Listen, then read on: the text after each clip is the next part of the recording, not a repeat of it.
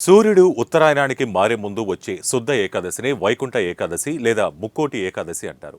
ఈ రోజున వైకుంఠ వాకిళ్లు తెరుచుకుని ఉంటాయని వైష్ణవాలయాలలో గల ఉత్తర ద్వారం వద్ద భక్తులు తెల్లవారుజామునే వేచి ఉంటారు. ముక్కోటి రోజున మహావిష్ణువు గరుడ వాహన రూఢుడై 3 కోట్ల దేవతలతో భూలోకానికి దిగివచ్చి భక్తులకు దర్శనమిస్తాడు. కనుక దీనిని ముక్కోటి ఏకాదశి అనే పేరు వచ్చిందంటారు. ఈ ఒక్క ఏకాదశి 3 కోట్ల ఏకాదశులతో సమానమట. అందువల్ల దీన్ని ముక్కోటి ఏకాదశి అంటారని కూడా చెబుతారు.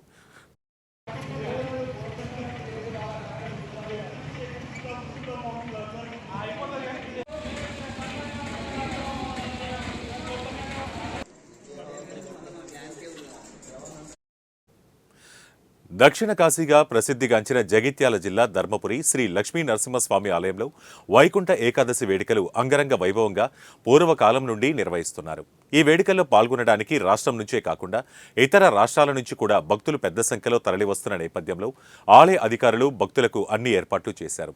ఉదయం 2:30 లక్ష్మీ సమేత యోగ ఉగ్ర నరసింహ వెంకటేశ్వర స్వామి స్వాముల మూల విరాట్లకు మహాక్షీరాభిషేకాలు చేశారు ఆలయ అర్చకులు.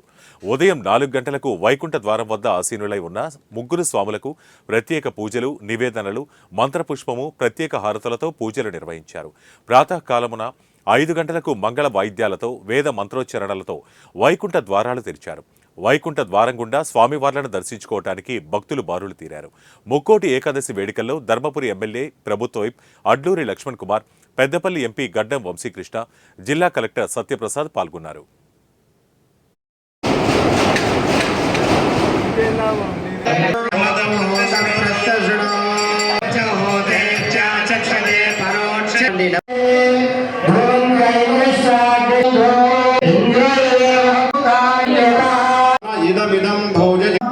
గౌరవ పార్లమెంట్ సభ్యులు మా శ్రీయుతాకి గడ్డం వంశీకృష్ణ గారు, అదేవిధంగా జగిత్యాల జిల్లా కలెక్టర్ గారు, మేమందరం కూడా వేద పండితుల యొక్క ఏదైతే వారి ఆధ్వర్యంలో ఈరోజు వైకుంఠ ద్వారాన్ని ద్వారా స్వామివారి దర్శించుకున్నాం. రాబోయే రోజుల్లో కూడా గౌరవ ముఖ్యమంత్రి రేవంత్ రెడ్డి గారికి రాష్ట్ర తెలంగాణ ప్రజానికి ఇచ్చిన సంక్షేమ కార్యక్రమంలో ఆ నరసింహుడు, ఆ నరహరి, ఆ శ్రీ లక్ష్మణస్వామి నరసింహస్వామి అన్ని విధాలుగా అండగా ఉండి, అదేవిధంగా ధర్మపురి ప్రాంతానికి సంబంధించిన ప్రజలు కూడా, అదేవిధంగా తెలంగాణ ప్రజానికం అంతా కూడా చల్లగా ఆ లక్ష్మణస్వామి చూడాలని చెప్పి ముక్కోటి ఏకాదశి సందర్భంగా మనస్ఫూర్తిగా ఆ దేవుడిని కోరుకుంటున్నాం.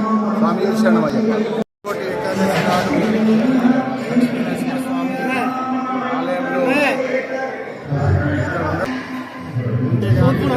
ఎంత మంచి దర్శనాలు ప్రజలందరి గురించి స్వామి గారి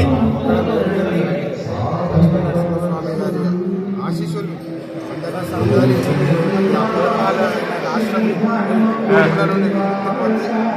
అభివృద్ధి బాటలో నడవాలని చెప్పి ప్రజల మీద మన బాధలన్నీ